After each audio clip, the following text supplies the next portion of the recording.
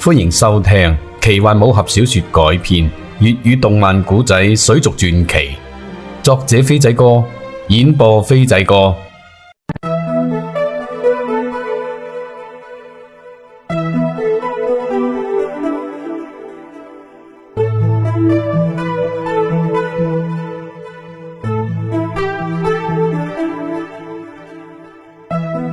呢個並唔係一個陷阱，而係你嘅命運。去啦！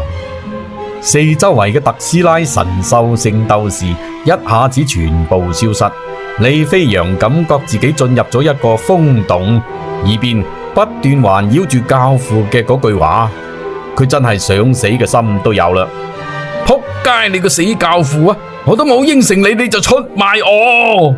救命啊！救命啊！又過咗好長好長時間，喺個窿裏頭向下跌咗唔知道幾耐，傻仔李飛揚突然覺得自己好似得道成仙咁嘅款噃。我嘅頭殼裏邊好似經歷咗自己一生中所有最痛苦嘅時刻，當然好多；最開心嘅時刻，當然非常少啦。發現自己生活得實在好渺小，喺所有人眼裏頭，其實一文不值，仲要死要面子扮自信，真係唔知醜啊！邊個會在乎你係生定係死啊？你呢隻溝唔到女嘅單身狗，等毀滅嘅單身狗，生命嘅意義究竟何在呢？突然間，佢有一股莫名嘅衝動。如果再俾我一個重生嘅機會，我一定要做一個大英雄，威俾世界上所有人睇，威俾所有睇唔起我嘅人睇。正當佢暗下決心嘅時候，突然間眼前一亮，周圍開闊到好似一幅巨幕電影啊！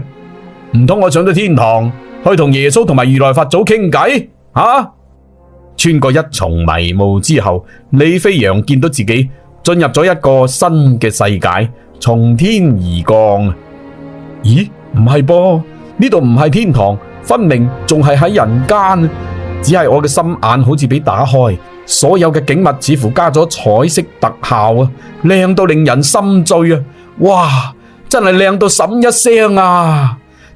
面前係草綠色嘅水面，有魚聲點點。遠處一片廣闊無邊嘅濕地上，有幾隻白鷺或者講唔出名嘅雀仔喺度散步，好似喺度同啲魚毛蝦毛點頭打招呼。再遠啲嘅地方，籠罩住層層薄霧，如夢如幻，令人想入非非。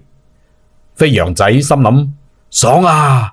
呢度啲陽光啱啱好，曬日光浴就啱晒啦。天然氧吧啊，舒服個靚女按摩多多聲啦。背後係綠油油嘅幽靈山仔，環繞住濕地嘅係一片蘆葦黨，包圍住李飛揚企住嘅地方，幽香陣陣，真係有啲俾靚女圍住嘅團寵感。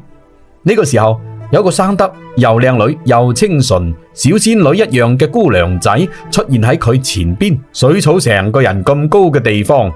因為周圍都係呢種巨型嘅水草，呢個靚女好似睇唔到佢。飛揚哥哥，你喺邊啊？呢把天籟女聲同一條山板一齊由遠使近，令飛揚仔開心到飛起，一種愛情嘅感覺油然而生。李飛揚心諗：正啊！